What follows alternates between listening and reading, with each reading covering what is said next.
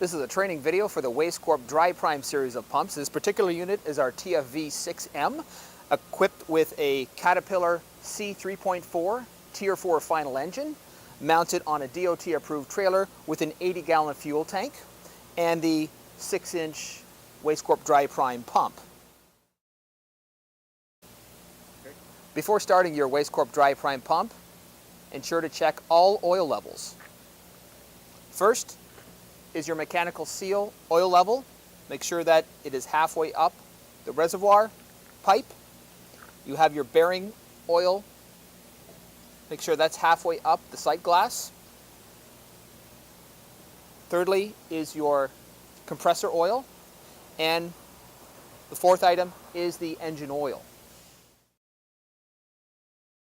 The Wastecorp Dry Prime pump uses a venturi and compressor to evacuate atmospheric air from the volute and the intake hose. There's a ball check or flapper valve that ensures that the volute is sealed during the priming process.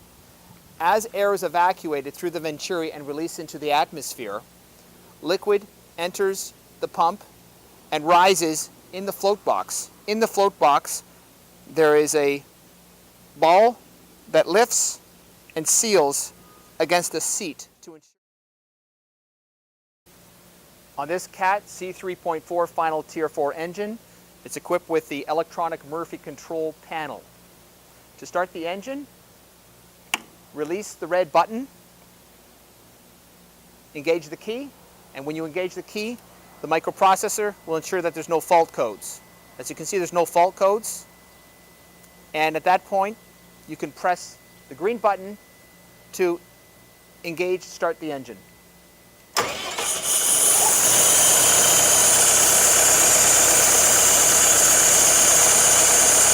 increase the RPM speed, you have your low and your high.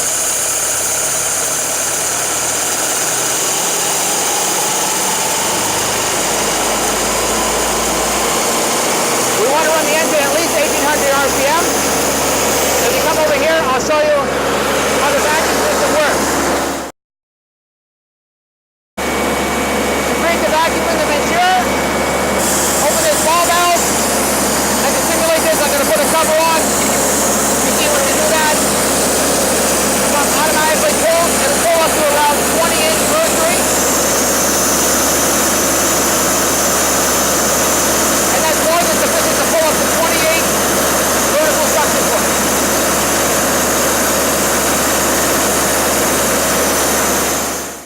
Now we've just shut off the engine, and as you can see, the ball in here is sealed and the whole system is sealed. We have the dust cover on the suction to simulate the suction hose, and as you can see, everything is holding. If you zoom into that gauge, it's holding at least 20-inch negative mercury, which is more than sufficient to pull up to 28-foot suction lift.